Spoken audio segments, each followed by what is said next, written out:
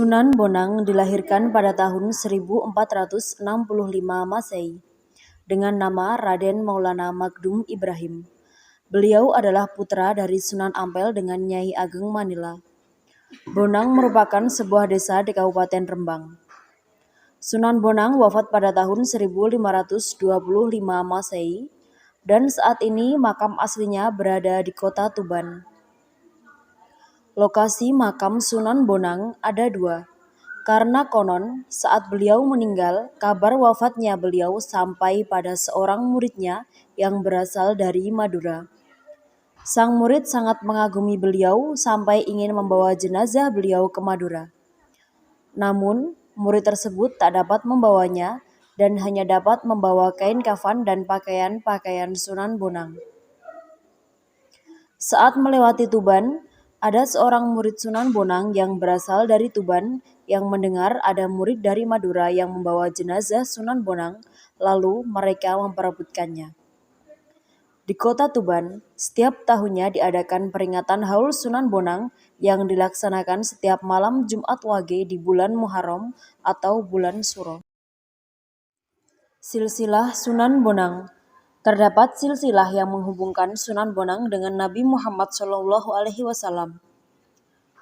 yang bermula dari Sunan Bonang bin Ali Rahmatullah atau Sunan Ampel bin Ibrahim As-Samarkandi bin Husain Jamaluddin Akbar bin Ahmad Jalaluddin Khan bin Abdullah Khan bin Abdul Malik Al-Muhajir dari Nasrabad, India, bin Alawi Amil Faqih dari Hadramaut, bin Muhammad Sohib Mirbad dari Hadramaut, bin Ali Qoil Qosam, bin Ali Alawi Atsani, bin Muhammad Sohibus Saumiah, bin Alawi Awal, bin Ubaidullah, bin Muhammad Syahril, bin Ali Zainal Abidin, bin Husain, bin Ali bin Abi Thalib dari Fatimah Az-Zahra binti Muhammad SAW. Dalam hal pendidikan, Sunan Bonang belajar pengetahuan dan ilmu agama dari ayahandanya sendiri, yaitu Sunan Ampel. Beliau belajar bersama santri-santri Sunan Ampel yang lain seperti Sunan Giri, Raden Patah, dan Raden Kusen. Selain dari Sunan Ampel, Sunan Bonang juga menuntut ilmu kepada Syekh Maulana Ishaq, yaitu sewaktu bersama-sama Raden Paku, Sunan Giri ke Malaka dalam perjalanan haji ke Tanah Suci. Sunan Bonang dikenal sebagai seorang penyebar Islam yang menguasai ilmu fikih, usuluddin, tasawuf, seni, sastra, arsitektur, dan juga ilmu silat. Dengan kesaktian dan kedikdayaan menakjubkan, bahkan masyarakat mengenal Sunan Bonang sebagai seseorang yang sangat pandai mencari sumber air di tempat-tempat yang sulit. Babad Daha Kediri menggambarkan bagaimana Sunan Bonang dengan pengetahuannya yang luar biasa bisa mengubah aliran sungai Brantas sehingga menjadikan daerah yang enggan menerima dakwah Islam di sepanjang aliran sungai menjadi kekurangan air. Bahkan sebagian yang lain mengalami banjir.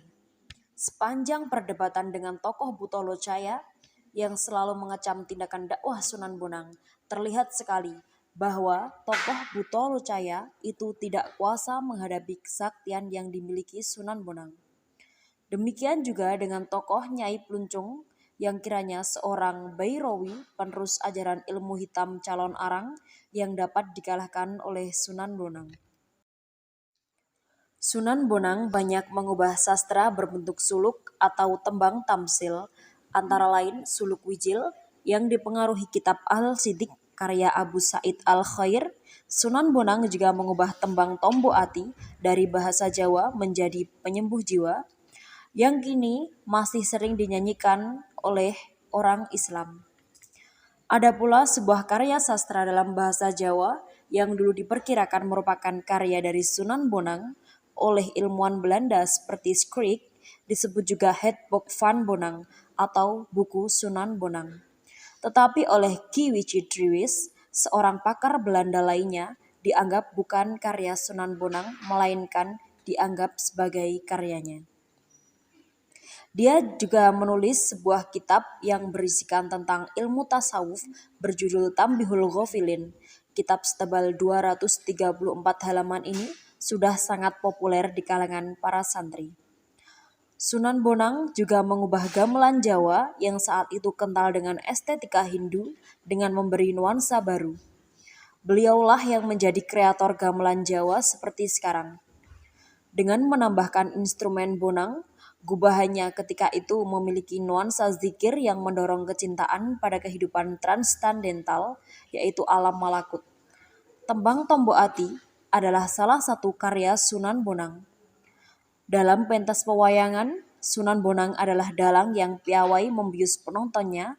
Kegemarannya adalah mengubah lakon dan memasukkan tafsir-tafsir khas Islam kisah perseteruan Pandawa Kurawa.